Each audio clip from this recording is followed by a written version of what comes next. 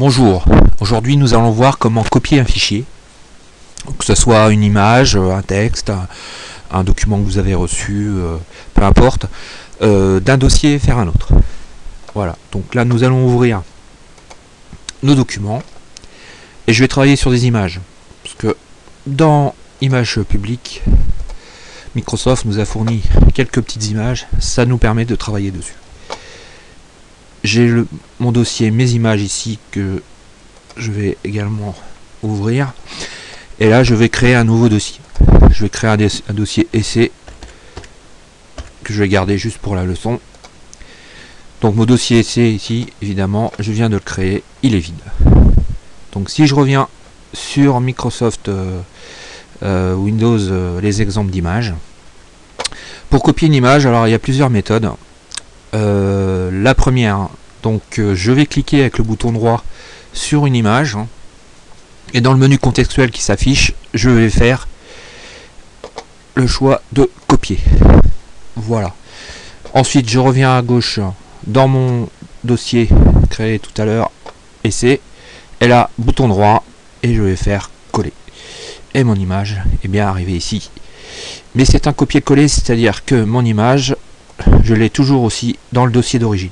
C'est important parce que si j'avais fait un glisser-déposer directement, mon image aurait disparu du dossier d'origine. Donc là, je suis bien dans la fonction copier et non pas dans la fonction déplacer. Si je veux copier des images qui se suivent, alors je vais sélectionner la première. Donc je vais prendre celle-là par exemple. Donc je vois qu'en cliquant une seule fois avec le bouton gauche dessus, parce que si on clique deux fois on va l'ouvrir dans le logiciel d'affichage des images de Windows, c'est pas le but.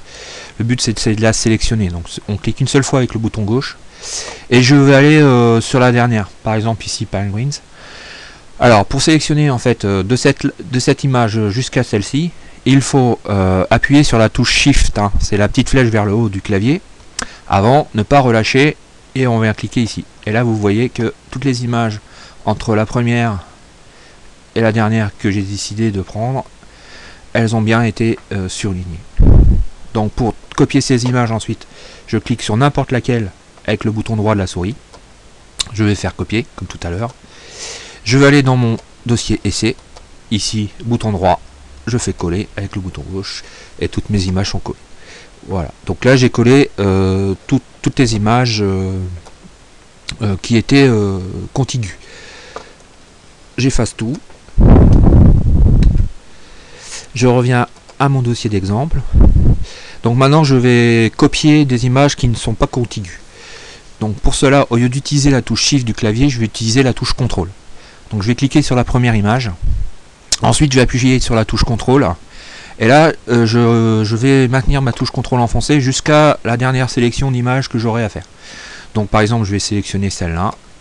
Je vais sélectionner celle-là, celle-ci, celle-là, celle-là, celle-là.